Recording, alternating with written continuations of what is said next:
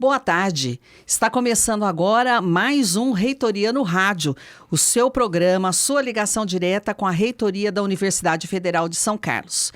Vamos falar novamente com a reitora Wanda Hoffmann. Boa tarde, reitora.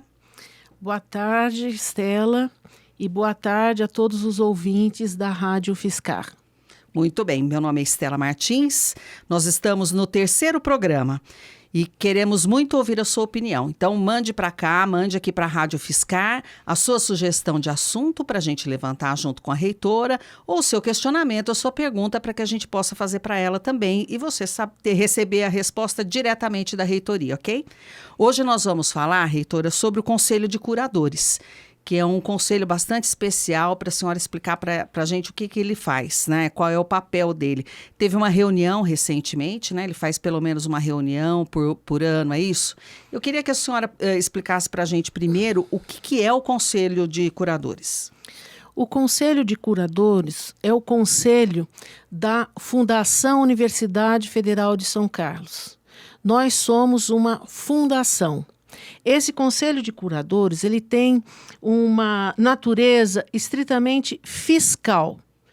Ele é constituído por 6 membros titulares e 3 suplentes, em que fazem uma reunião uma vez por ano. Esses membros são membros da sociedade, com ilibada reputação, com muita competência notória. Reconhecidos, né, pela sociedade. Reconhecidos, e eles são nomeados pelo ministro da Educação. Tem uma indicação da universidade e aí, no caso, seria o presidente da República que delega ao ministro da Educação a nomeação desses membros. Desculpa, reitora, só para eu entender. Então, a universidade faz a indicação e o ministro da Educação respalda a indicação, não? Exatamente. Quando da necessidade da substituição de um desses membros, a universidade indica alguns membros da sociedade com seus currículos e aí o ministro da Educação faz a escolha. Ah, ok. E aí, o papel dele é fiscalizar todos os atos da universidade, é isso? Na realidade, eles fazem uma reunião anual. Quando necessário, o presidente desse conselho pode chamar uma extraordinária quando ocorre alguma exceção. Mas, normalmente, é uma reunião anual, feita geralmente no mês de março, em que eles avaliam, né?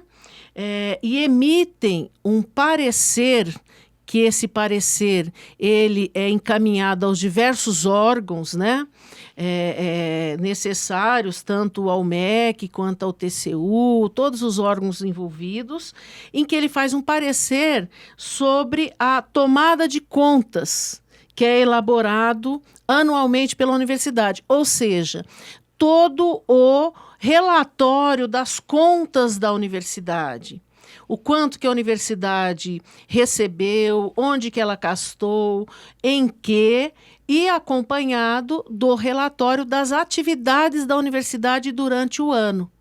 Então,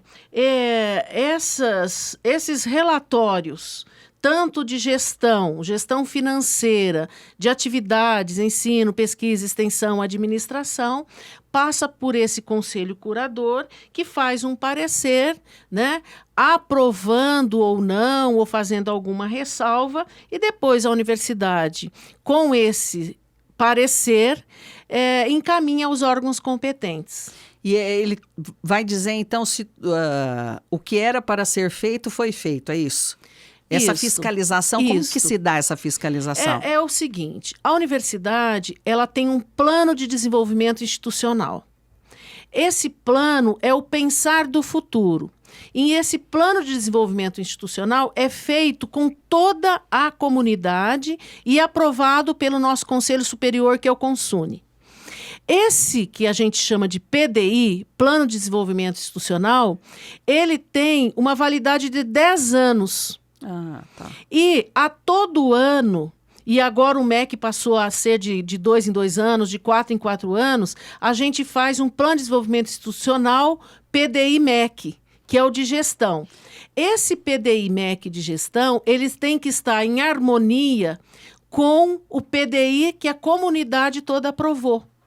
O que tem, só para a gente ter uma ideia, assim, o que tem nesse plano? O que se coloca nesse plano de nesse futuro? plano, justamente colocam as ações, os eixos em que a universidade vai estar atuando. As ações ligadas a ensino, pesquisa e extensão, as ações de administração, as diversas ações que ocorrem na universidade. Um planejamento de longo prazo. Isso. O nosso PDI foi feito em 2013. Nós vamos ter que atualizá-lo com toda a comunidade em 2023. E nesse período de 10 anos, a universidade fez um PDI-MEC anual e agora um PDI-MEC que foi de 2 anos, agora solicitou 4 anos. Mas tudo em harmonia com o PDI definido pela comunidade. É um planejamento intenso, Isso, então. é intenso. E esse Conselho de Curadores eles verificam se os recursos foram aplicados devidamente e que se o nosso planejamento está de acordo com o que foi definido pelo PDI de 10 anos, tanto como o PDI de gestão.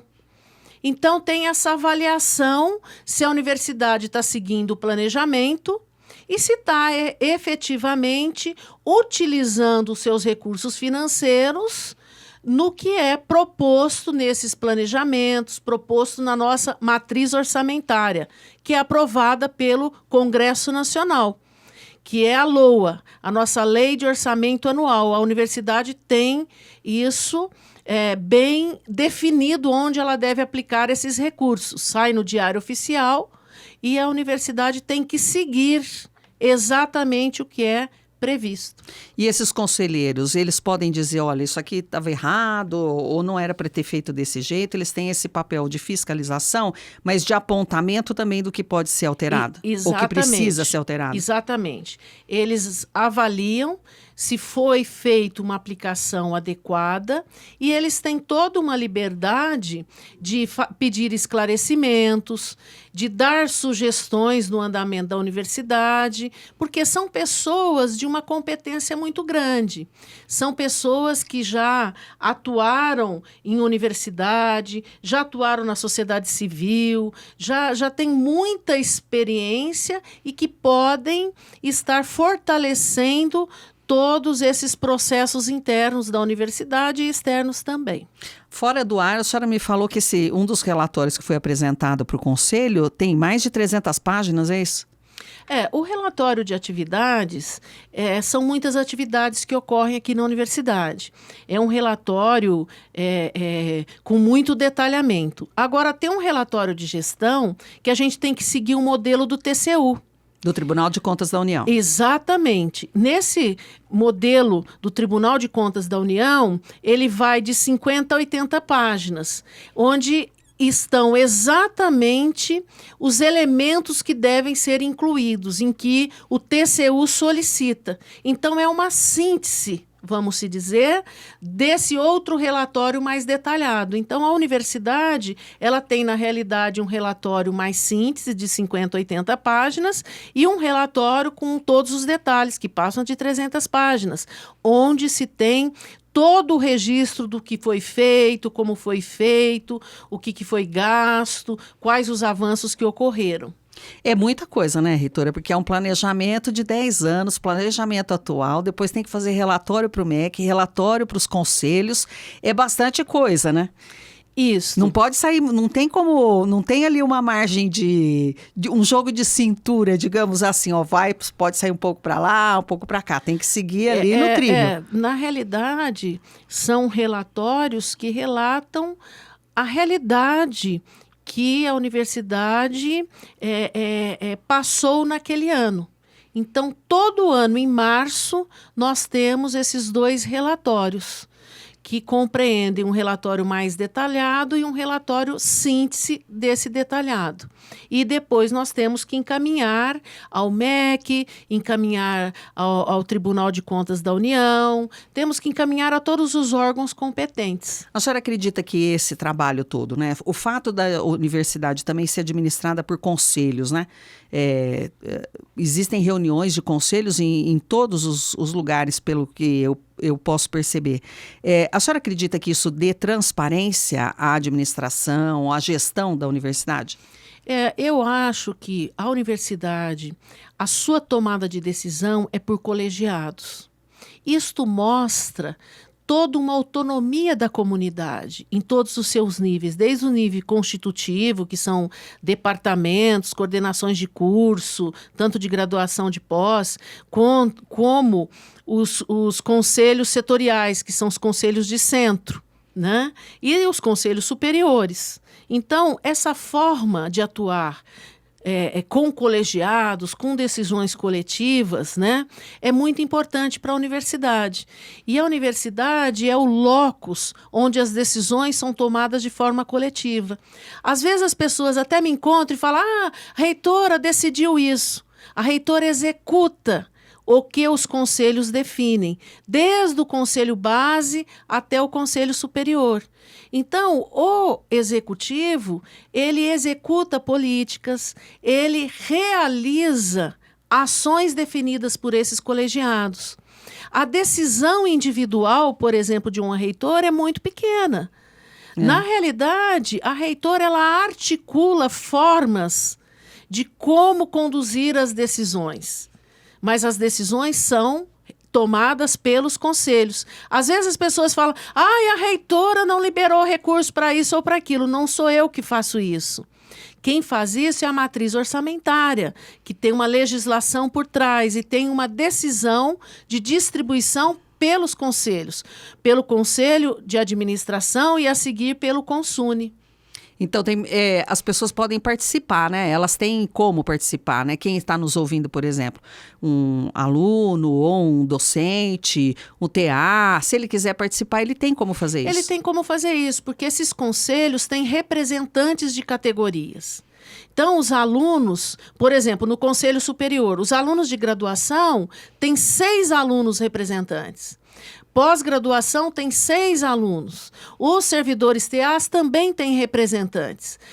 É possível ter uma participação através do contato com seu representante de categoria ou através de atuar com um membro ou mesmo enviar à presidência de cada conselho. Nós recebemos muitas solicitações, tanto demandas, tanto solicitações de esclarecimentos. Isso daí a universidade permite essa integração maior. Às vezes as pessoas não sabem, mas elas podem estar acessando e podem estar acompanhando. Muito das informações estão no site lá da SOC. Secretaria de Órgãos Colegiados. Exatamente, onde se concentram, né, essas informações todas. Mas, independente disso, tem lá o e-mail para contato. É importante que toda a comunidade participe. E muitas vezes a comunidade identifique que a reitoria está fazendo, mas a reitoria só faz seguindo todo um regramento, seguindo todas as decisões colegiadas, né? Bom, então é preciso participar dos conselhos, não é? Participar da reitoria também, que é fácil, é só você, como a reitora acabou de falar, mandar um e-mail para lá, ele está disponível no site da UFSCar, e participar aqui do programa também, né, reitora? Isso. Só mandar uma pergunta para a gente, uma sugestão de assunto para que a gente possa desenvolver aqui nos nossos programas, que vão ser sempre semanais, todas sexta-feiras, 13 horas a 1h da tarde, aqui na Rádio UFSCar. Eu agradeço muito a sua presença. Eu poderia, não sei Pode. se poderia, eu queria complementar. Fica à vontade. Que esse conselho de curadores, desculpe aí, é também o mesmo conselho denominado Conselho Fiscal da nossa Fundação FAI, que é a Fundação de Apoio. Que esse mesmo conselho, ele vem uma vez por ano avaliar a UFSCar e uma vez por ano também a nossa Fundação de Apoio. E lá ele se chama Conselho Fiscal. Né? Para nós é o Conselho de Curadores e para a FAI é o Conselho Fiscal, que ele realmente fiscaliza, identifica e faz um parecer anual sobre o balanço patrimonial da FAI.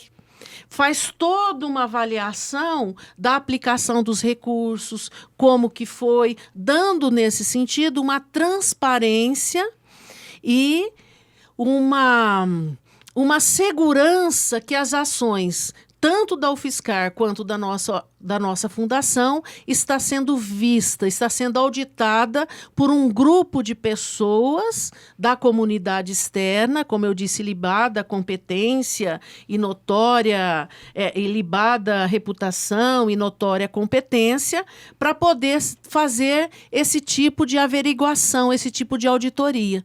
Então, nesse mês de março, nós tivemos no dia 25 uma reunião do Conselho de Curadores avaliando a Fundação UFSCar e também a seguir uma reunião do Conselho Fiscal, que é o mesmo conselho, avaliando a nossa Fundação FAI, de apoio, né, à UFSCar. É um jeito de fiscalizar o que todo mundo está fazendo e garantir que tudo seja bem feito, não é isso? Dando transparência às ações e os órgãos competentes, né? Os órgãos a qual nós estamos ligados exigem isso.